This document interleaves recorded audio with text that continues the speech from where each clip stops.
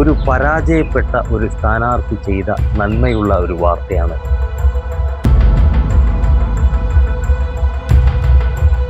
Election സമയത്ത് വന്ന് vote ചോദിക്കാൻ വന്നപ്പോൾ ഞാൻ പറഞ്ഞു വീടെല്ലാം പൊളിഞ്ഞു വാരി കിടക്കുവാണ്. അപ്പം ഞാൻ പറഞ്ഞു ജയിച്ചാലും തോറ്റാലും ഞാൻ നോക്കാം അമ്മേ, എനിക്ക് ഉറപ്പ് പറയാൻ പറ്റില്ല. ഈ അമ്മയുടെ സങ്കടം കണ്ടപ്പം മനസ്സിന് വിഷമം തോന്നി. ഇപ്പോഴും ഇവർക്കൊരു വിഷമോ എന്തൊക്കെ ചെയ്തിട്ടും എല്ലാവരും നമ്മളെ സഹായിച്ചു. ആളെന്നൊന്നും പറയാൻ പറ്റത്തില്ല ഈ വീട് കണ്ടു കഴിഞ്ഞാല്.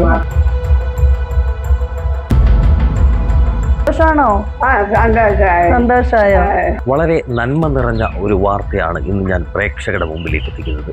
അതായത് തെരഞ്ഞെടുപ്പ് സമയത്ത് ഒരുപാട് സ്ഥാനാർത്ഥികൾ അതുപോലെ അവരുടെ പിന്നിൽ നിൽക്കുന്നവരൊക്കെ നമ്മുടെ വീടുകളിലൊക്കെ എത്താറുണ്ട്.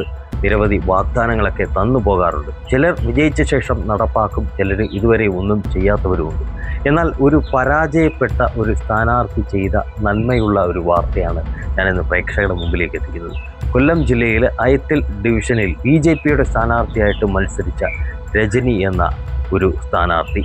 ഇവർ നിരവധി വീടുകളിൽ വോട്ടഭ്യർത്ഥിച്ച് ചെല്ലുന്നതിൻ്റെ ഭാഗമായിട്ട് ഒരു വീട്ടിൽ ചെന്നു. ആ വീട്ടിൽ 4 അമ്മമാരും ഒരു 10 വയസ്സുള്ളൊരു കുട്ടിയുമാണ് ഉണ്ടായിരുന്നത്.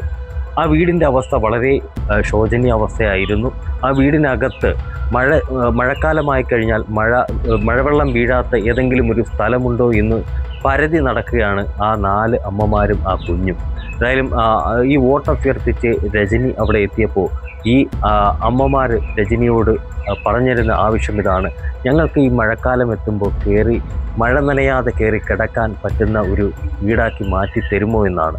അപ്പോൾ രജനി പറഞ്ഞ ഇങ്ങനെയാണ്: ഞാൻ തോറ്റാലും വിജയിച്ചാലും നിങ്ങളോട് പറഞ്ഞിരിക്കുന്ന ഈ വാക്ക് ഞാൻ പാലിക്കുമെന്നത്. ഏതായാലും അവർക്ക് നല്ലൊരു വീടായിട്ട് മാറ്റി കൊടുത്തിരിക്കുകയാണ്. ആ ഒരു സന്തോഷം നിറഞ്ഞ വാർത്തയാണ് ഞാൻ ഇന്ന് പ്രേക്ഷകരുടെ മുമ്പിലേക്ക് എത്തിക്കുന്നത്.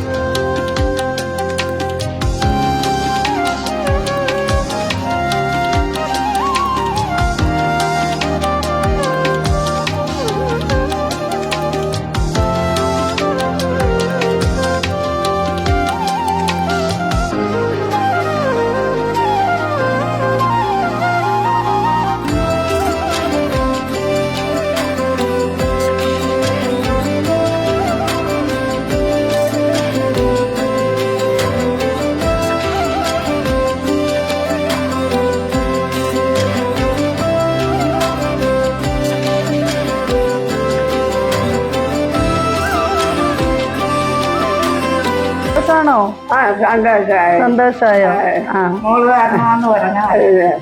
അമ്മ സന്തോഷമായിട്ടിരിക്കുന്നല്ലേ? ഇന്നത്തെ ഇവിടെ കിടന്ന് ഉറങ്ങാമല്ലോ അമ്മയ്ക്ക്, കേട്ടോ. മഴയൊന്നും നനയത്തില്ല. അമ്മ പറഞ്ഞില്ലേ വെള്ളം എല്ലാം എൻ്റെ കട്ടിലേ വീഴുക, എനിക്ക് വെള്ളയിലൊന്നും കിടക്കാൻ വയ്യ. ഇപ്പോഴും അമ്മയ്ക്ക് വിഷമം. ഏത് സമയം നോക്കിയാലും അമ്മയുടെ മുഖത്തൊന്നും വിഷാദം മാറത്തേയില്ല. അപ്പോഴും ഞാനിങ്ങനെ വരുമ്പോഴെല്ലാം ചോദിക്കും, അമ്മ എന്താ ചിരിക്കാത്ത, അമ്മയ്ക്ക് എന്ത് പറ്റി, എന്ത് വിഷമം? പറഞ്ഞേ എത്ര നാളുകൊണ്ട് ഇങ്ങനെ ഇവർ കിടക്കുന്നതുകൊണ്ട് എനിക്ക് ജോലിക്ക് പോകാൻ പറ്റുന്നില്ല, പിന്നെ ഒരു കാര്യങ്ങളും എനിക്ക് നടക്കുന്നില്ല, അപ്പോൾ ഒന്നും പുറത്തോട്ട് പോകാൻ പറ്റുന്നില്ല എന്നൊക്കെ അമ്മ ഇങ്ങനെ പറയും. ഇപ്പം അമ്മയ്ക്കും സന്തോഷമല്ലേ? അമ്മയ്ക്ക് വളരെ സന്തോഷമാണ്. വളരെ പിന്നെ ശോചനീയ അവസ്ഥയിൽ കിടന്ന ഒരു റൂമാണ്. ഒരു പൊളിഞ്ഞ ഒരു കട്ടിലും പിന്നെ മറ്റേ സിമെൻ്റൊക്കെ തേച്ച ഒരു തറയായിരുന്നു. പിന്നെ അതേപോലെ തന്നെ ഇവിടെ ഈ ഹാളെന്നൊന്നും പറയാൻ പറ്റത്തില്ല ഈ വീട് കണ്ടു കഴിഞ്ഞാൽ. അപ്പോൾ അതൊക്കെ നമ്മൾ വൃത്തിയാക്കി, കതവെല്ലാം പൊട്ടിപ്പൊളിഞ്ഞ കതവായിരുന്നു. ഈ കതവ് അത് ഈ ജനലെല്ലാം നമ്മൾ മെയിൻ്റനൻസ് ചെയ്ത്. പിന്നെ ഇവിടെ റൂമില്ലായിരുന്നു ശരിക്കും. ഇത് ഫുള്ള് ഒറ്റ ഇതായിട്ട് കിടന്നതാണ്. പിന്നെ നമ്മൾ ഇത് ചെയ്ത് വാതിലൊക്കെ സെറ്റ് ചെയ്ത് കൊടുത്ത് കതവെല്ലാം നമ്മൾ ഇട്ടതാണ്. ഈ കതവെല്ലാം പിന്നെ അവിടെ ജനൽ ചെയ്ത് കൊടുത്തൊരു റൂമായിട്ട് അവർക്ക് പ്രൈവസി ആയിട്ട് നിൽക്കാനെ കൊണ്ട്. പിന്നെ കിച്ചൺ, ഇതെല്ലാം നിലനിന്ന വീടിനെ നല്ല രീതിയിലൊന്ന് മോഡിഫൈ ചെയ്തെടുത്ത് അത് ചെയ്തു വന്നപ്പോൾ ഭയങ്കര വ്യത്യാസമായി. പിന്നെ വെളിയിലോട്ട് അതൊന്നും ഇല്ലായിരുന്നു, അതെല്ലാം നമ്മൾ ചെയ്തു കൊടുത്തു. ഇത് എൻ്റെ അമ്മ, ഇത് എൻ്റെ ചേച്ചി, ഇത് ചേച്ചിയുടെ അനിയത്തി. പണ്ട് വീട് മൊത്തവും പൊളിഞ്ഞു വാരി കിടന്നത്. അത് നിങ്ങൾ വോട്ടിനെ പറ്റിയ ചോദിച്ചു തന്നപ്പോൾ ഞാൻ ഇതേപോലെ വീടിനെ പറ്റി പറഞ്ഞപ്പോൾ നിങ്ങൾ വീട് നല്ല രീതിയിൽ വെച്ച് തരാമെന്ന് പറഞ്ഞു. അതിന് വേണ്ടിയിട്ട് കൊടുത്തതായി കിണറ്റിനും കക്കൂസിനും ഒക്കെ തന്നു, വീടിനൊന്നും തന്നു.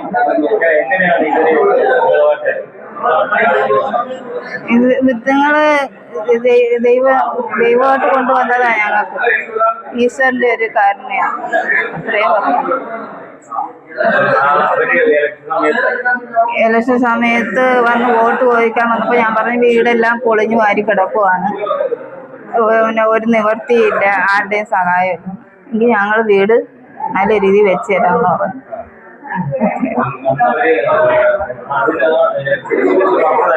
പറഞ്ഞത് ഇന്ന് എനിക്കും ഒരു അഭിമാനത്തിൻ്റെ അല്ലെങ്കിൽ സന്തോഷത്തിൻ്റെ ഒരു ദിവസമാണ്. ഇങ്ങനെ ഒരു കാർമ്മികത്വത്തിൽ ചേർന്ന് നിൽക്കാൻ പറ്റിയത് അതെനിക്ക് വലിയൊരു അഭിമാനം തന്നെയാണ്. കാരണം പറഞ്ഞ വാക്ക് പാലിച്ചു. അതായത് പിന്നെ എനിക്കത് പറ്റുമോയെന്ന് തന്നെ എനിക്കറിയില്ലായിരുന്നു. എന്നാലും ഇവിടെ വന്നപ്പം ഈ അമ്മയുടെ സങ്കടം കണ്ടപ്പം മനസ്സിന് വിഷമം തോന്നി. അന്നേരം ഞാനത് പ്രതീഷിനോടാണ് ആദ്യം പറഞ്ഞത്. പ്രതീക്ഷ ഇങ്ങനെ അവിടെ ഒരു വീടുണ്ട്, അവർക്ക് കിടന്നുറങ്ങാൻ പറ്റുന്നില്ല, അവർക്ക് മഴ പെയ്താൽ ഫുള്ള് വെള്ളം അവരുടെ വീട്ടിൽ വീഴും. രണ്ട് മൂന്ന് വട്ടം ഞാൻ ഇലക്ഷൻ്റെ ഭാഗമായിട്ട് ഇവിടെ വന്നു. അപ്പോൾ അമ്മ എന്നോട് ഇങ്ങനെ പറഞ്ഞത് പ്രകാരം ഞാൻ പ്രതീഷിനോട് അറിയിച്ചു. ഇപ്പം പ്രതീക്ഷ അവനെ നോക്കാൻ ചേച്ചി നമുക്ക് എന്ന് പറഞ്ഞു. പിന്നെ നമ്മുടെ ഭാരതീയ ജനതാ പാർട്ടിയുടെ എല്ലാ പ്രവർത്തകരുമായിട്ടും ഡിസ്കസ് ചെയ്ത് അത് അവരുടെ പിന്തുണയോടുകൂടിയും നമ്മുടെ ജനങ്ങളുടെയും നമ്മുടെ പ്രവർത്തകരുടെയും എല്ലാം പിന്തുണയോടുകൂടി അവർ വീടിന് കാർമ്മികത്വം വഹിക്കാൻ പറ്റിയ ഈ ഒരു അവസരത്തിൽ അതിയായ ഒരു അഭിമാനം എനിക്ക് തോന്നുന്നു. ഈ വീട്ടിൽ നിന്ന് ഗൃഹപ്രവേശം കയറുന്ന അമ്മമാർക്കെല്ലാം എല്ലാ ഭാവുകങ്ങളും എൻ്റെ ഹൃദയത്തിൽ നിന്ന് ഞാൻ അർപ്പിച്ചു കൊള്ളുന്നു. അതേപോലെ നമ്മുടെ ക്ഷണം സ്വീകരിച്ചെത്തിയ എല്ലാവർക്കും, അതായത് വീടെന്ന് പറയുന്ന എല്ലാവർക്കും ഒരു സ്വപ്നമാണ്. അവിടെ സമാധാനവും സന്തോഷത്തോടെ ഇരിക്കുക എന്നുള്ളതാണ് പ്രധാന കാര്യം. ആ സന്തോഷവും സമാധാനവും ഈ വീട്ടിൽ താമസിക്കുന്ന എല്ലാവർക്കും ഉണ്ടാകട്ടെ എന്നും ഈ അവസരത്തിൽ പറഞ്ഞുകൊണ്ട് ഒരിക്കൽ കൂടി എല്ലാവർക്കും നന്ദി. എല്ലാവരും വളരെ ദയനീയമായ സാഹചര്യത്തിലാണ് ഞാനിവിടെ കണ്ടത്. 1 or 2 പ്രാവശ്യം ഞാനിവിടെ വിസിറ്റ് ചെയ്തു. അപ്പോഴൊക്കെ അമ്മ എപ്പോഴും ഇവർക്കൊരു വിഷമോ എന്തൊക്കെ ചെയ്തിട്ടും ഈ വീട് അവർക്ക് മഴ പെയ്താൽ വെള്ളം പുറത്തു പോകത്തില്ല, ഇവരുടെ വീട്ടിൽ തന്നെയായിരുന്നു. ഇവർ മഴ ഇല്ലാത്ത സ്ഥലം നോക്കി മാറി മാറി കിടക്കുന്ന ഒരു ഇതാണ് ഇവർ പറഞ്ഞുകൊണ്ടിരുന്നത്. അപ്പോൾ എനിക്കും പോകുമ്പം നല്ല വിഷമം തോന്നി. അത് കണ്ടപ്പം അപ്പം എന്തെങ്കിലും എന്നോട് പറഞ്ഞു, ഈ മോളെ ഞങ്ങൾക്ക് മഴ നനയാതെ കിടക്കാനായിട്ട് കൂരയൊന്ന് മേഞ്ഞു തരാൻ പറ്റുമോ? അപ്പം ഞാൻ പറഞ്ഞു ജയിച്ചാലും തോറ്റാലും ഞാൻ നോക്കാം അമ്മേ, എനിക്ക് ഉറപ്പ് പറയാൻ പറ്റില്ല, ഞാൻ നോക്കാം എന്ന് പറഞ്ഞ് ഞാൻ പോയി. പക്ഷേ പിന്നീട് ഞാൻ പ്രതീക്ഷ എന്ന് പറഞ്ഞ നമ്മുടെ ജില്ലാ കമ്മിറ്റി അംഗമാണ്, പുള്ളിക്കാരൻ്റെ അടുത്ത് ഞാൻ വിളിച്ചിട്ട് പ്രതീക്ഷ ഇതുപോലെ കാവുങ്ങ സൈഡിലൊരു കുറച്ച് അമ്മമാർ താമസിക്കുന്ന വീടുണ്ട്, അവരുടെ വീട് പോയെന്ന് കാണും, വളരെ ദയനീയ അവസ്ഥയാണ് അവർക്ക് എന്ന് പറഞ്ഞ് അങ്ങനെ അവരും എല്ലാം വന്ന് നോക്കി. അങ്ങനെ നമ്മുടെ ഭാരതീയ ജനതാ പാർട്ടിയിലെ അംഗങ്ങളൊക്കെ ആയിട്ട് സംസാരിച്ച് നമുക്കിതിന് പ്രധാനമായിട്ടും നമുക്കൊരു ചേട്ടൻ സ്പോൺസർ ചെയ്യാമെന്ന് പറഞ്ഞു. അത് പിന്നെ യുദ്ധമൊക്കെ നടന്നതിൻ്റെ പേരിൽ ചേട്ടന് പറഞ്ഞ തുക നമുക്ക് തരാനായിട്ട് പറ്റിയില്ല. എന്നിരുന്നാലും പിന്നീട് നമ്മളോടൊപ്പം ഭാരതീയ ജനതാ പാർട്ടിയുടെ പ്രവർത്തകരും നേതാക്കളും എല്ലാവരും സഹകരിച്ച് നമ്മളെ ഇവിടുത്തെ ഏരിയ, പിന്നെ നമുക്ക് പൊതുജനങ്ങളുടെ സഹായം ഒരുപാട് കിട്ടി. എല്ലാവരും നമ്മളെ സഹായത്താൽ അവർക്കിപ്പോൾ ഇന്നിപ്പം മഴയും ഒന്നും നനയാതെ കയറി കിടക്കാനൊരു ഇടം കിട്ടി. ഇന്ന് അവർ ഞാൻ ആദ്യമായിട്ട് ചെയ്യുന്ന ഒരു കർമ്മമാണ്, ആദ്യമായിട്ട് ഏറ്റെടുത്ത് ചെയ്യുന്ന ഒരു ഇതാണ്. രജനിയുടെ ഹസ്ബൻഡിന് ഒരുപാട് നന്ദി. ആദ്യമായിട്ട് ചെയ്യുന്നതാണ് അത്. എനിക്കും വളരെ ഇപ്പം ഇവരെ ഈ നിലയിൽ ഇവരെ കാണുമ്പോൾ വളരെ സന്തോഷമുണ്ട്. നമ്മുടെ പാർട്ടി എന്ന് പറയുന്നത് വികസനവും ജനക്ഷേമവും സേവനവും മുൻനിർത്തിക്കൊണ്ടാണ് കാര്യങ്ങൾ ചെയ്യുന്നത്. അപ്പം അത് നമുക്ക് പ്രാവർത്തികമാക്കാൻ പറ്റി. ഇനിയും കൂടുതൽ കാര്യങ്ങൾ നമുക്ക് ചെയ്യാൻ എല്ലാവരും ഒപ്പം ചേർന്ന് നിന്ന് അർഹരായ കുടുംബങ്ങൾക്ക് ഇതുപോലുള്ള കാര്യങ്ങൾ ചെയ്യാൻ പറ്റട്ടെ എന്ന് ഈ അവസരത്തിൽ ഞാൻ പറയുന്നു.